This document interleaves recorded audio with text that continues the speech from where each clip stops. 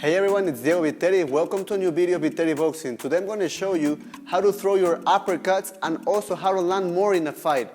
So let's begin. The first thing you need to do to have a good uppercut is to have a good balance, a good stance. What does it mean to have a good stance? A good stance means you have an imaginary line between the tip of your toe and your ankle. If you have good balance, you can create power in your punches and you can also defend your punches correctly and move out of the way if you need it. If I don't have a balance, you can't create power and you can't move. So always have a good balance. From a good stance, great punches can come. So the first thing, we're going to start from the tip of the toe to our head, step by step. So first thing, you got to pivot inward. You're going to pivot the ball of the foot, always raising a little bit your ankle. That's going to make your knee to also go inward, and it's going to turn your hip, which is going to create that power in your uppercut. And then you're going to raise your uppercut, always making sure, this is the most important thing, making sure the alignment between your knuckles, your wrist, and your elbow.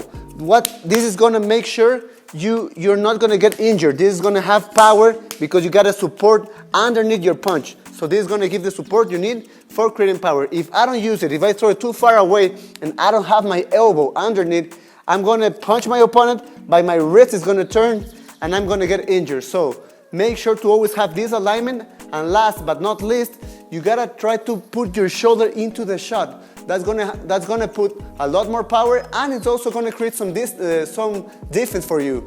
So if I'm gonna throw my uppercut, I don't wanna do it just like this. I wanna turn, and I wanna make my shoulder, I wanna put my shoulder up, so this creates defense for my chin, and also more power. But make sure your chin is not looking for your shoulder. Your shoulder, if the movement is natural, it's just gonna touch your chin naturally. I mean, you're not gonna try to look for your shoulder like this, trying to throw and try to look for it. If you turn naturally, it will touch your chin. Naturally will touch your chin. So this way, I make sure I have defense and proper alignment. That's gonna have a great power in your punch. The three most common mistakes are, number one is throwing from too far away. If I throw it from too far away, as I said before, you're gonna get injured, your wrist injured. So make sure you're always in a proper distance if you want to create some power.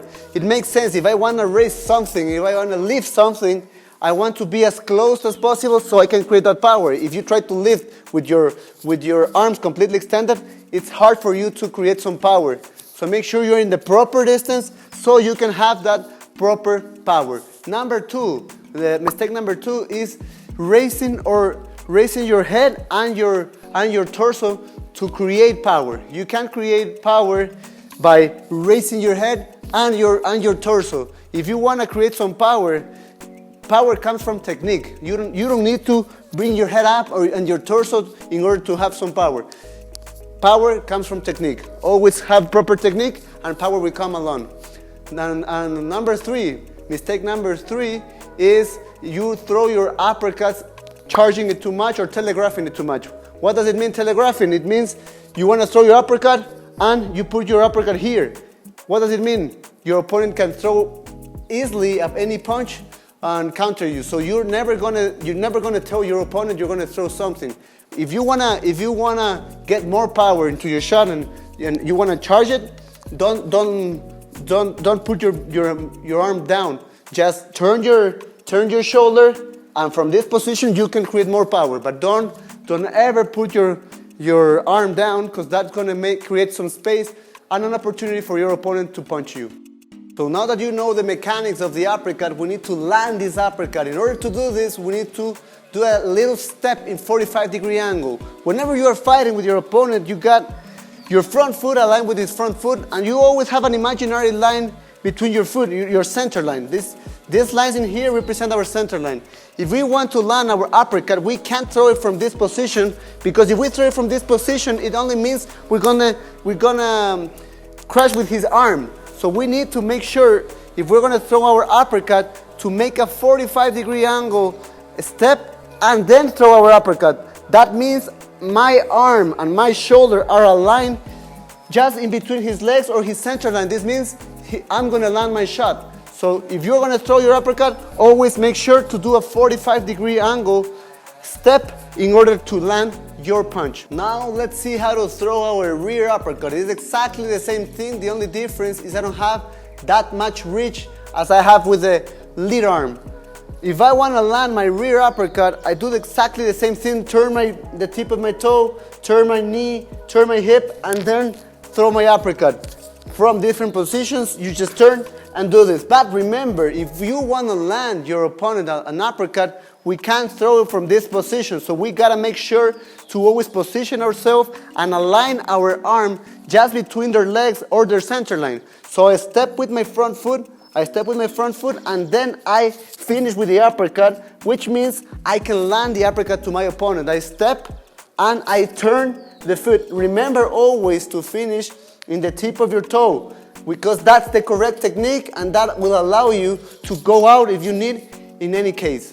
Uppercuts are not an easy punch to throw or to land to your opponent, and the reason is because you can't always throw it. You need a specific situation, a specific distance in order to throw it, and a specific posture of your opponent. If your opponent is completely straight up, maybe like a Mayweather, it's really not useful to throw an uppercut. You don't need it, and you're not gonna land it. You need your opponent to be in a forward position. Maybe when they're closing the gap, they're trying to close in the gap, they're moving, they're trying to close the gap, they're having a forward posture. It's perfect to cut off their intent to close the gap. So you raise them and it's perfect to keep punching them, and you basically destroy all of their plan. Number two, you should try to land whenever your opponent is in a high guard, completely with his chin tucked. You're gonna raise his chin, or you're gonna pick him up, and then you're gonna completely have your opponent vulnerable to any of the punches, maybe a hook or maybe a straight punch. So whenever you see an opponent with a high guard, with the chin tucked, the uppercut is gonna work perfectly. That's the perfect moment to use the uppercut. And number three, an important thing is to not use the uppercut if you are fighting a taller opponent. If you're fighting a taller opponent, it doesn't make sense to throw a super uppercut to try to land your opponent. Use inner cuts to the solar plexus, just to the body. Don't try to look for his head, because that's not going to be useful. How can you practice home your uppercuts? You're going to use an agility ladder, always making sure one foot is inside the ladder and the other foot is outside the ladder. That means you're going to have some balance. If both feet are inside, it means you don't have any balance. This side of the ladder is my center line, and that side is going to represent the center line of my opponent. So I'm not going to walk in a straight line trying to throw my uppercuts. What I'm going to try to do is exactly what I said. I'm going to do a 45-degree angle step for my lead uppercut, and then I'm going to complete the step with the other foot. My other foot has to drag the same distance. I'm going back to the same position. I'm going to throw my rear uppercut. So I step 45 degree and I land my rear uppercut. I go back to the same position and I repeat the same thing. Thanks everyone for watching my video. Remember to subscribe, to like this video. Leave me a comment below of what technique you would like to see next week. See you next week.